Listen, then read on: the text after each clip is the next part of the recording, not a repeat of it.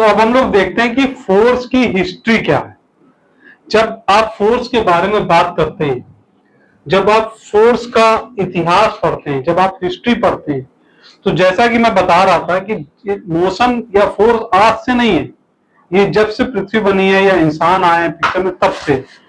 तो जब हजारों साल पहले, जैसे अगर हम यहाँ पे बोर्ड पे आप देख रहे हैं एरिस्टोटल, मतलब जबरदस्त, बहुत ही टैलेंटेड, 2000 साल पहले इन्होंने बहुत सारी बातें बता दी।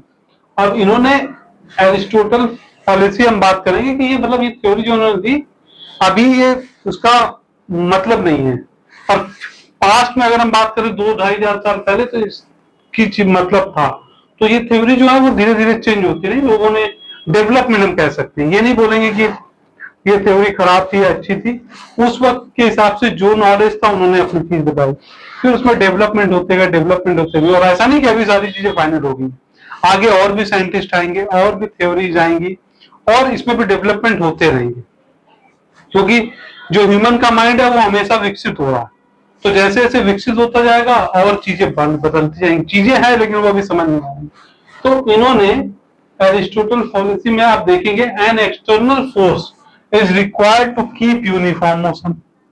ठीक है, तो अभी मैंने जस्ट बताया था कि स्टेट ऑफ रेस्ट और यूनिफॉर्म मोशन, तो ये नेचुरल स्टेट है, मतलब अगर कोई चीज यूनिफॉर्म मोशन में तो रहेगी, और अगर कोई स्टेट ऑफ रेस्ट में है तो रहेगी, अनलेस एंड अनटिल उसके ऊपर कोई कॉज न जनरेट किया जाए।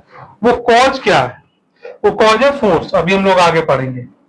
तो ये बात उन्होंने 2000 साल से पहले, मतलब अब ये सारी चीजें बता दी थी। अब आते हैं हम गैलीलियो जी पे। ये कुछ हद तक आगे बढ़े।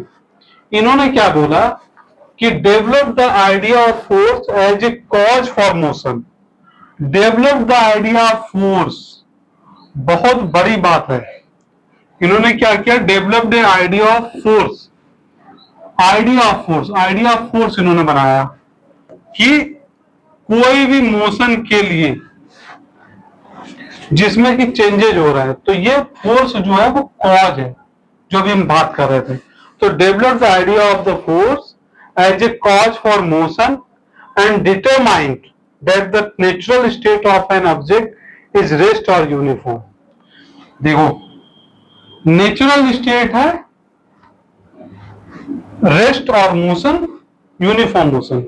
और अगर उसमें फोर्स को इंप्लाई कर दिया जाएगा, फोर्स कॉज की तरह एक्ट किया जाएगा, तो ये नेचुरल स्टेट से मोशन में आएगा, या यूनिफॉर्म मोशन अगर आपने फोर्स अप्लाई किया तो ये नॉन यूनिफॉर्म में जाएगा, क्योंकि एक्सेलरेशन आएगा। फोर्स एज ए कॉज, तो इन्होंने ये बात बताई। Thank you.